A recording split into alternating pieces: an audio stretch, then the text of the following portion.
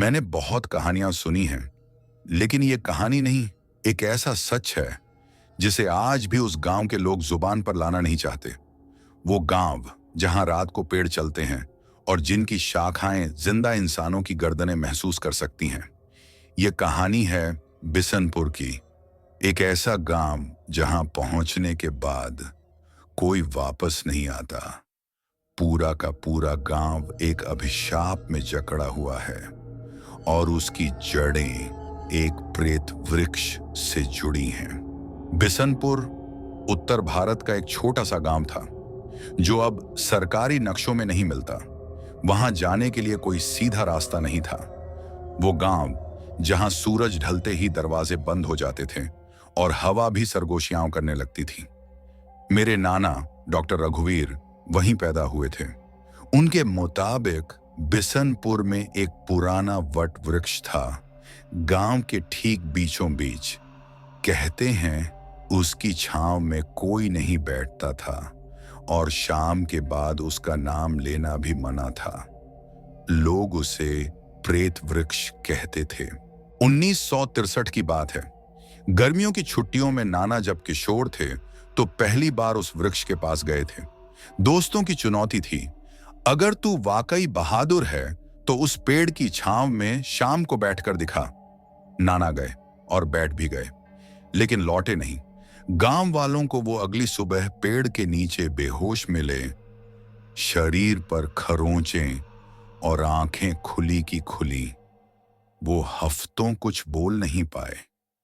जब होश आया तो बस एक बात कहते थे, वो हिलता है, रात में वो पेड़ सांस लेता है। वो साल बिसनपुर के लिए काल बन गया। पेड़ के आसपास के 3 परिवारों में एक एक आत्महत्या हुई। सबने एक ही बात लिखी थी, मुझे वो पुकारता है। गांव वालों ने फिर वो इलाका बंद कर दिया। पेड़ को लोहे की जंजीरों से जकड़ दिया गया और एक तांत्रिक को बुलाया गया, बाबा मणिराम। बाबा मणिराम ने उस वृक्ष की ओर देखा और चिल्लाए, यह कोई सामान्य आत्मा नहीं, यह भूप्रेत है। इसकी जड़ें किसी इंसान के श्राप से बनी हैं। इसे जलाओगे तो पूरा गांव भस्म हो जाएगा। गांव वालों ने तंत्र पूजा करवाई। पेड़ को पूजा के धागों से लपेटा गया। लेकिन एक रात तेज आंधी आई और सब धागे टूट गए। उस रात बिसनपुर में पहली बार पेड़ के हिलने की आवाजें रिकॉर्ड हुईं।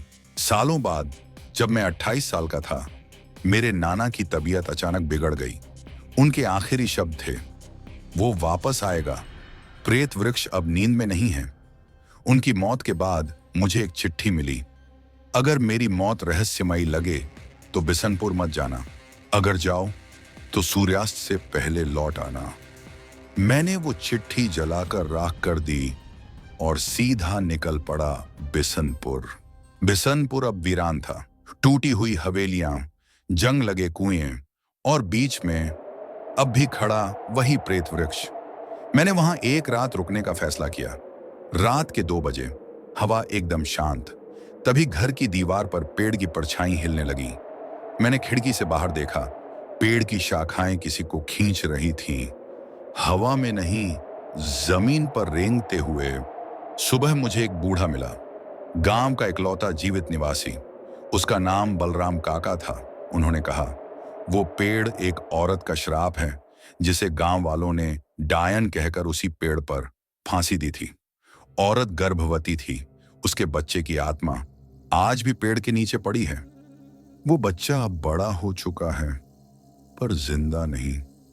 वो जमीन के नीचे सांस लेता है। मैंने रिकॉर्डिंग के लिए वृक्ष के नीचे खुदाई शुरू कर दी। 10 फीट नीचे मुझे हड्डियों का एक ढेर मिला। उसके बीच में लिपटा था एक मिट्टी से सना गुड्डा, जिसकी आंखें थीं लेकिन पलकें नहीं। जैसे ही मैंने उसे छुआ, जमीन कांप उठी। वृक्ष की जड़ें मेरे पैरों से लिपट गईं। मैं भागा, लेकिन वृक्ष के छाल पर चेहरों की आकृतियां उभरने लगी, रोती हुई आंखें, चीखते मुंह। मैं किसी तरह दिल्ली लौट आया, लेकिन अब भी मेरी पीठ पर उस जड़ का निशान है। कहते हैं प्रेत वृक्ष अब गांव से बाहर निकल चुका है। वो अब सपनों में आता है और जमीन के नीचे से बुलाता है। वो कहता है, अब तू मेरा है, तूने मुझे जगाया है, अब सोने की बारी तेरी है। अगर कभी आप किसी पुराने गांव जाएं और कोई पेड़ सांस लेता दिखे तो रुकिए मत, भागिए, क्योंकि कुछ जड़ें सिर्फ जमीन से नहीं, आत्माओं से भी जुड़ी होती हैं। और जब वो जड़ें आपको पकड़ती हैं तो फिर कोई न तंत्र काम आता है न मंत्र। अगर आपको ये कहानी पसंद आई और अब भी आपके कमरे में अंधेरा है तो जल्दी से वीडियो को लाइक करो और सब्सक्राइब करो। भयानक बुधवार को, अगली बुधवार की रात और भी डरावनी होगी।